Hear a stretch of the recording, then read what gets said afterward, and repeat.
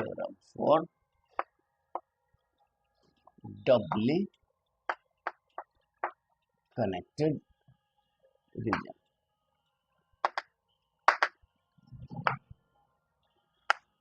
अब डबली connected reason मतलब ऐसा सिंपली कनेक्टेड रीजन जिसमें एक होल हो, उसको डबली कनेक्टेड बोलेंगे। ठीक है, तो हमारा कोई रीजन इस तरह का है, सपोज कर लो ये कोई रीजन है, इसके अंदर एक होल है, ठीक है, कैविटी है ना, तो ये हो गया। तो अब ये जो रीजन हमारा रीजन कौन सा है, ये सैडेड रीजन जो है, ये है रीजन।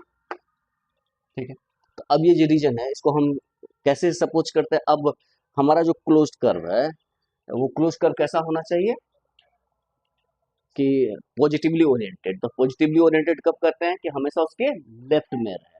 ठीक है, हाँ, तो ये क्लोज कर्व है, तो ये जो रीजन है ये हमेशा इसके लेफ्ट में है, हाँ या नहीं। तो इसको हम मान लेते हैं C1 माने कि C2 माने, C1 मान लेते हैं, ये कर्व C1 है।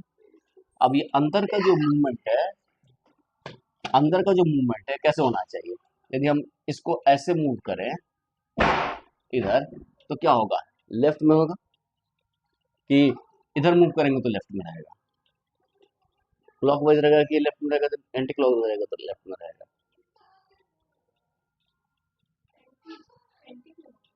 एंटी क्लॉकवाइज कैसे हुआ, तो ये तो राइट में हो गया ना रीजन। ये कर्व को यदि हम ऐसे करेंगे तो रीजन क्लॉकवाइज में रहेगा। तो पॉजिटिवली होने के लिए हमने क्या कंडीशन बताया था कि रीजन हमेशा लेफ्ट में होना चाहिए, यानी कि इसको क्लॉकवाइज होना पड़ेगा। समझ में आया उस समय क्यों बोले थे कि लेफ्ट और राइट हम क्लॉकवाइज एंटी क्लॉकवाइज नहीं बोलेंगे। अब ये रीजन क्या हो गया, इसमें मूवमेंट कैसा होगा, क्लॉकवाइज। क्यों, क्योंकि ऐसे मूव करना है कि रीजन हमेशा लेफ्ट में रहे। तो यहाँ पर रीजन लेफ्ट में है, तो ये हमारा C2 कर्व हो गया, जिसका ओरिएंटेशन इधर से है, पॉजिटिवली ओरिएंटेड का मतलब यहाँ पर इस तरह से मूव कर रहा है। अब हमें इसके लिए हमें खोजना है कौन सा, ग्रीन्स थ्योरम।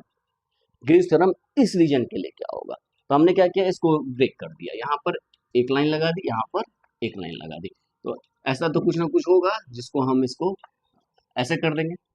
तो अब क्या हो गया कि इसके इधर ये विदाउट होल हो गया, और इसके इधर एक विदाउट होल हो गया, ये दो अलग अलग रीजन में डिवाइड हो गया। इसको हम D1 और इसको हम D2 माने तो कोई दिक्कत। तो D1 में कैसे हो गया, ऐसे करके C मूव कर रहा है यहाँ से यहाँ तक, ठीक है, और यहाँ से यहाँ तक क्या हो गया, इसको C1 बार मान लेते हैं, ठीक है, और इसका ऑपोजिट क्या हो जाएगा, -C1 बार। तो ये ऐसे करके मूव करके ऐसे आया, ठीक है, फिर ऐसे गया, फिर ऐसे गया, इसको मान लेते हैं C2 बार, ठीक है। अब ये जो है, अच्छा इसको मान लेते हैं, यहाँ से यहाँ तक को मान लेते हैं C1 बार, ठीक है, और इसको मान लेते हैं, इसको कुछ और मान लेते हैं, इसको CD तो मान लिया है, E मान लें, E1 मान लेते हैं, और ये हो जाएगा -E1, और ये हो जाएगा E2, और ये हो जाएगा -E2, और यहाँ से यहाँ तक जो है इसको मान लेते हैं,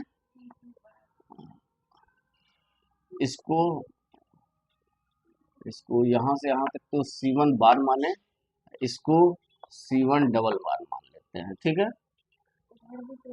और यहाँ पर तो ऐसे करके इधर से इधर गए ना, ये हो गया C2 बार, और ये जो इधर से इधर आया ये हो गया C2 डबल बार, ठीक है। तो अब हमारा क्या हो गया, कोरिलेट कर गया।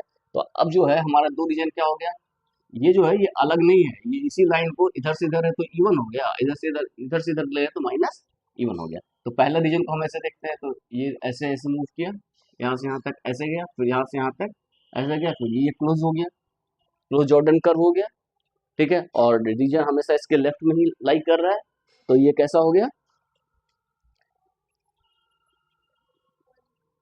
पॉजिटिवली ओरिएंटेड है, और ग्रीन्स थ्योरम का सारा कंडीशन सेटिस्फाई हो रहा है, ठीक है। हमने F जो डिफाइन किया है इस रीजन पे वो हम पहले ही मान चुके हैं कि कंटिन्यूसली डिफरेंशिएबल है।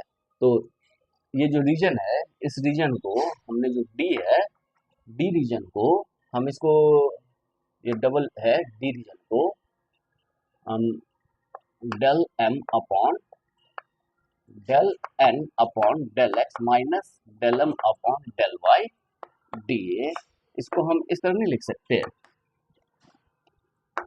D one del N upon del x minus del M upon del Y D A plus D two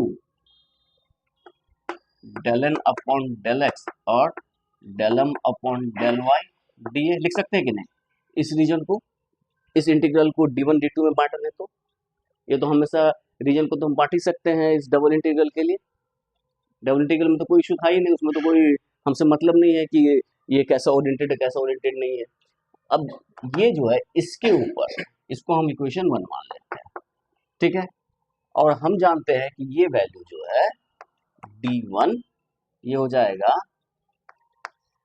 del N upon del x minus del M upon del Y D a, ये इसके ऊपर किस तरह लग रहा है, ये value किसके इक्वल हो जाएगी, एफ डॉट डी आर या एम डी एक्स, यहाँ पे एम के फॉर्म में लिखे हैं तो क्या होगा m d x plus n d y, और यहाँ रीजन जो है वो क्या होगा, ये रीजन डी वन के लिए क्या होगा सी one bar plus E one plus वहाँ सी टू बार, यहाँ से यहाँ तक को सी टू बार माने हैं, और अब प्लस ई टू, इसको क्या माने है ई टू, ठीक है। तो ये हो गया, और यहाँ पर इसमें तो कोई इशू नहीं है। अब दूसरा जो है वो क्या है d2, इसको फिर del N upon del x minus del M upon del Y D a, ये क्या हो जाएगा अगेन, ये तो m d x plus n d y Green's theorem use करके हुआ ऐसा, और ये वैल्यूज क्या हो जाएगी यहाँ से यहाँ तक, इसको हम लिख सकते हैं C1 डबल बार और माइनस ई टू फिर C2 double bar minus E1, ठीक है। तो इसको मानते हैं सेकंड, इसको मानते हैं थर्ड, तो हम लिख सकते हैं from first second and third we have, क्या होगा बताओ, ये इंटीग्रल जो है दिस इंटीग्रल डी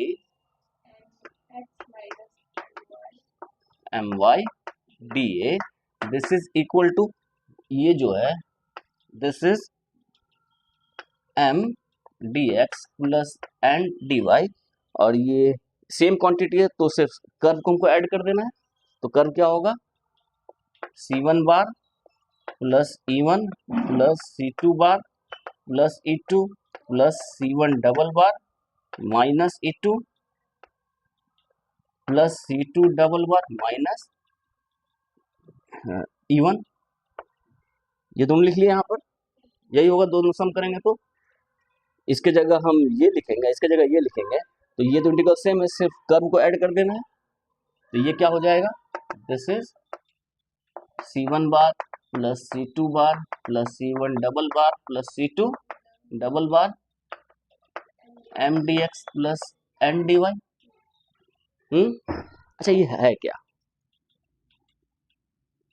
इसको गौर से देखो, ये है क्या, तो C1 और C1 डबल बार, C1 और C1 डबल बार, ये बाहर का कर्व हो गया, इसको हम ऐसे नहीं लिख सकते, C1 m d x plus n d y plus C2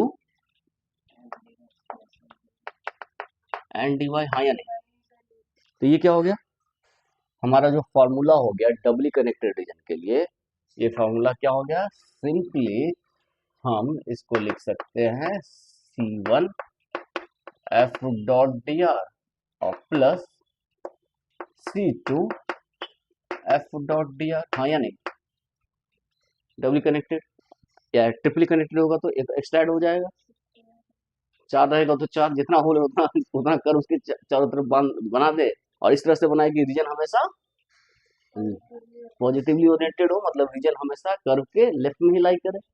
तो वो तुम्हें इस तरह से डिजाइन करना है। तो ये हम डबली कनेक्टेड रीजन के लिए बनाए, इसी तरह ट्रिपली कनेक्टेड रीजन के लिए हो जाएगा। तो हमारा फॉर्मूला ध्यान में रहेगा ये, ठीक है। तो ये एक सिंपल सा है डबली कनेक्टेड रीजन के लिए। उफ, उफ, उफ, उफ, उफ, उफ। एक एग्जाम्पल है, फिर अल्टरनेटिव फॉर्म है। इसका एक एग्जाम्पल करवाते हैं, अल्टरनेटिव फॉर्म हम नेक्स्ट क्लास में करवाएंगे, ठीक है।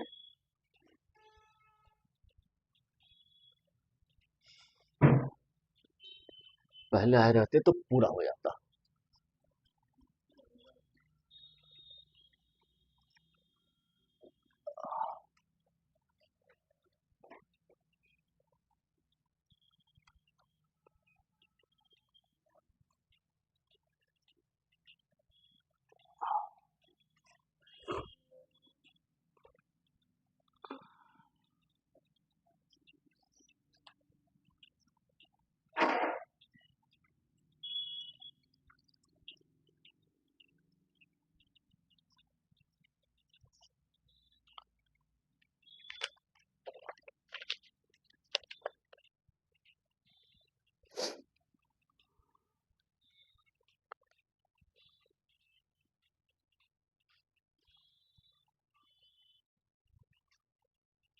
क्वेश्चन है, find the value of the integral c minus y dx plus x dy upon x square plus y square, where c is any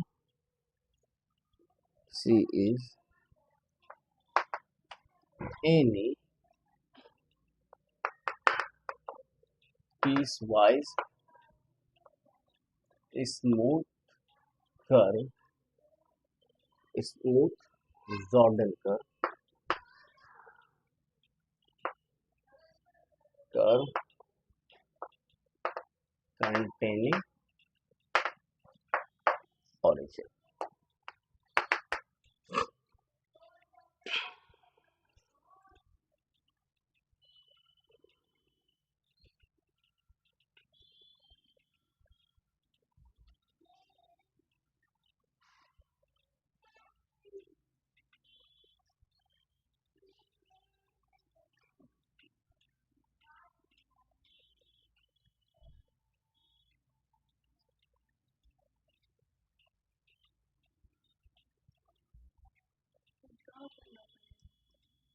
बता रहे हो।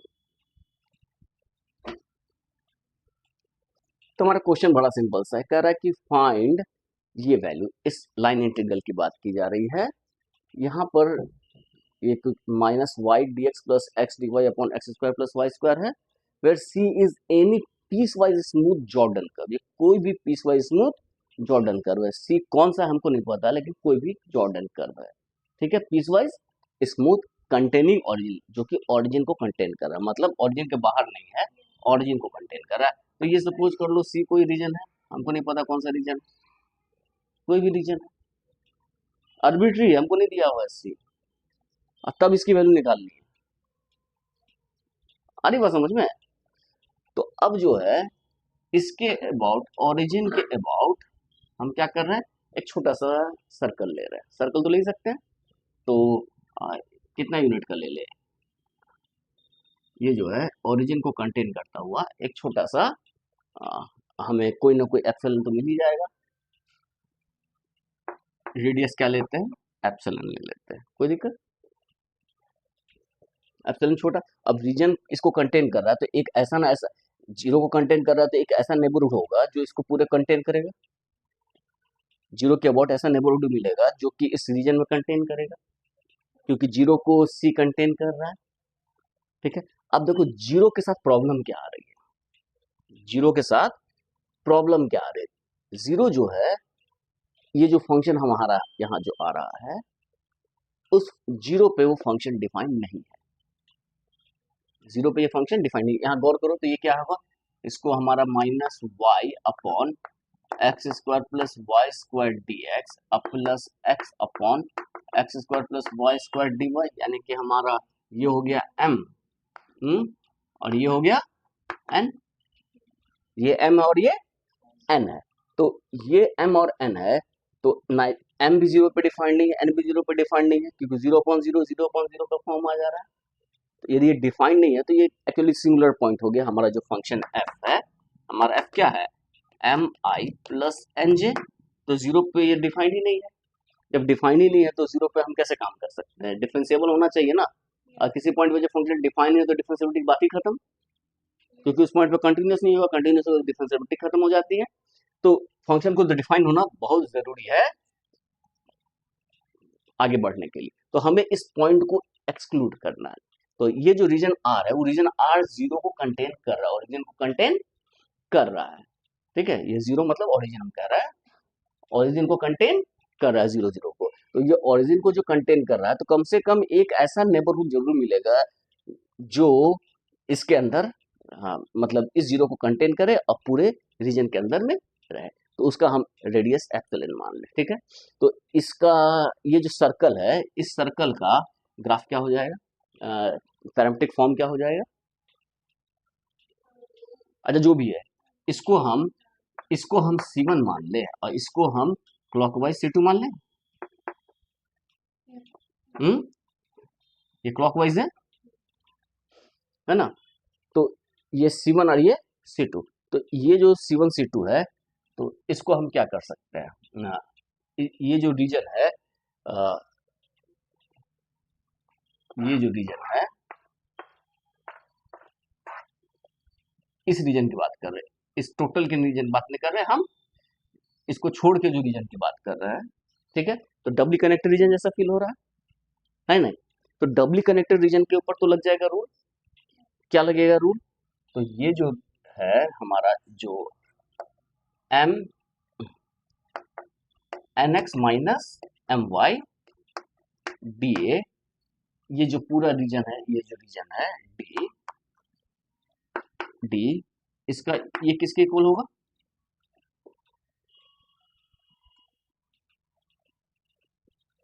ये जो वैल्यू है वो किसके इक्वल होगी बताओ,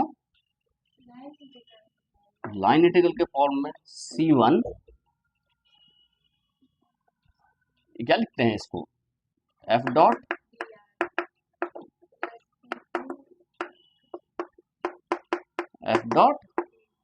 इसके इक्वल होगी।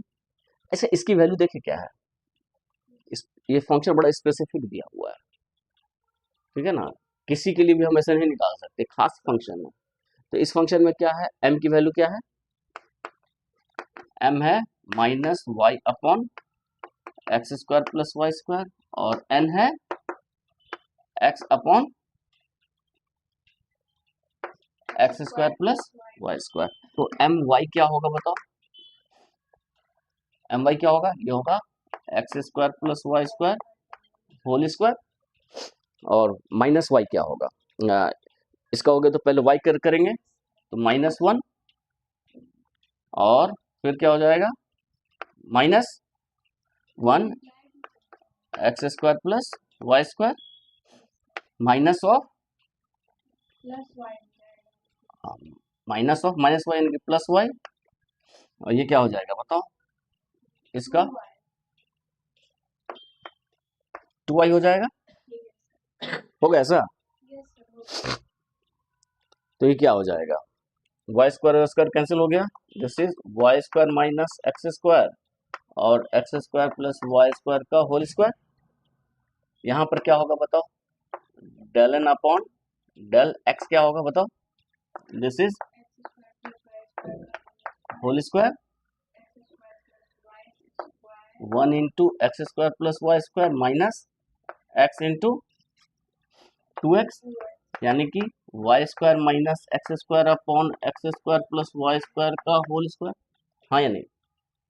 तो ये वैल्यू बराबर ये करते हैं, तो ये वैल्यू बराबर ये होगी, तो इसकी वैल्यू यहाँ पर हम पुट करते हैं, तो n x minus m y क्या होगा 0, तो ये टोटल वैल्यू क्या होगी, 0 इंटू डी ए, ये टोटल को क्या कर दिया, 0, यानी कि 0 इज इक्वल टू, या फिर हम ऐसे सिंपली लिखें C1 F dot D r plus C2 F dot D r is equal to 0, हाँ या नहीं होगा। तो दिस इम्प्लाइज, इसकी वैल्यू क्या हो जाएगी, ये C माना है ना, ये C कोई भी क्लोज कर, इसको C1 माना है, अच्छा C1 मान लेते हैं, C1 एंड क्लोज कर, C1, इसको C1 मान, नीचे को C2 माने है ना, तो C1 कोई भी पीस वाइज स्मूथ जॉइनिंग का, ठीक है। तो यहाँ पर C1 की वैल्यू क्या हो जाएगी, C1 F dot D R, एक इसके इक्वल हो जाएगी minus C2 F dot D R, हाँ या नहीं, मतलब किसी भी इसकी जो वैल्यू होगी ये सिंपली माइनस ऑफ दिस, यानी हम कितना कैलकुलेशन करना है हमको, सिर्फ लाइन इंटीग्रल इसका जो है हम क्लॉकवाइज किए हैं इसके अबाउट करना है ना, और उसमें भी माइनस लगा दिए तो हम एंटी क्लॉकवाइज कर दो तो हमारा काम खत्म। This is equal to minus C2 F dot D R, हाँ या नहीं, ये निकाल सकते हैं, क्वेश्चन समझ में आ रहा कैसे कर रहे हैं। तो हमें क्या निकालना है, हमें निकालना है simply C2 F dot D R, यानी कि C2 MDX